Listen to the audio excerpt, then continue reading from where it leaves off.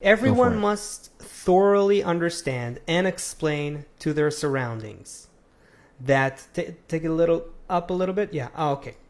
That the well-being of the world, that the well-being, uh, yes, that the well-being of their state and the well-being of the world are completely interdependent. As long as the laws of society are not satisfactory to every individual and a minority is left dissatisfied, then with the government, that minority will conspire and seek to overthrow the government. If the minority's power is not sufficient to fight the government face to face, it will seek to overthrow it indirectly, such as by inciting countries against each other and bringing them to war. Kind of rings a bell to some of the things that are happening today, huh? Thus, peace in the world and peace in the country are interdependent.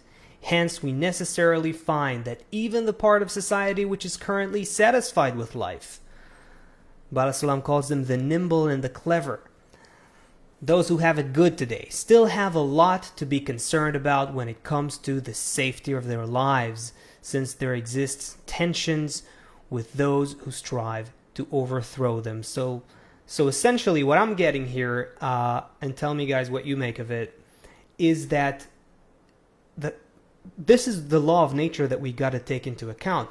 It's a whole perfect system. There is no way out, and there is no way to keep even just one little part of it out of tune, out of whack. The whole thing has to be harmonious. Go ahead. Yeah. If you don't take care of one part, it doesn't matter how many locks you have. 4 locks on your door, Right. you're going to need 5. You put 5, you're going to need 6. There's no way. If we don't include, if everyone is not included in this inner feeling of, it can't be, please, I want everyone to be connected except for those guys. If some part is left out, that part will be unsatisfied and will cause the whole orchestra to sound out of tune. And you know what? That also gives us a very good measurement to think when you think about any group, be it a political group or protesters or whatever ideology it is, if they're not clearly aiming for global, complete, and perfect unity of everyone, if by any way, in any way, shape, or form, they're going against some group, some individual, some leader, someone, not trying to unify the whole system, they're already out of tune. They're already not aiming towards the balance of the whole system, according to Kabbalist Yehuda Ashlag. That really makes you think. Chaim, what do you make of this? That when you try to tell people that it's good to be united, the first thing that a healthy, selfish guy would think is, what's in it for me? Why should I unite with anyone, right? Right. But we when a person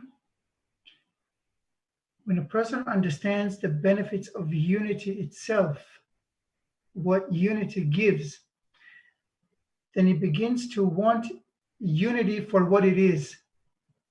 Explain Just that. unity. Explain. If I start thinking collectively, then my whole mind expands. Right now, it's as if our eyes are turned inwards. What do you see? See yourself, What's I good guess. for me? Absolute darkness. There's no light there. Right. Because we're only looking inwards at what I'm going to get out of it. As soon as you got it, you don't see it anymore. You don't feel it. It's in you. But if you look outside, if you look at the system, at Earth, at life, at reality, then you're seeing a complete system. And you begin to live it. If this is your perspective, if you expand your perspective to the whole, I don't want to call it universe, even universe is too small, just reality, then you begin to think differently and feel differently. And then every person becomes not just precious, but vital. Why? Because every person can give to reality, to the collective, what no other person will be able to give. I won't be able to give what Asaf gives, what Seth gives, what anyone gives. And the more different that person is for me, the more things he can give that I can't and will never be able to. But if I care about the system, if I care about reality, if I care about the world, then I'm happy that this guy exists. Because if it didn't, and he didn't give what he is giving, it wouldn't be given. And I want the world to have it.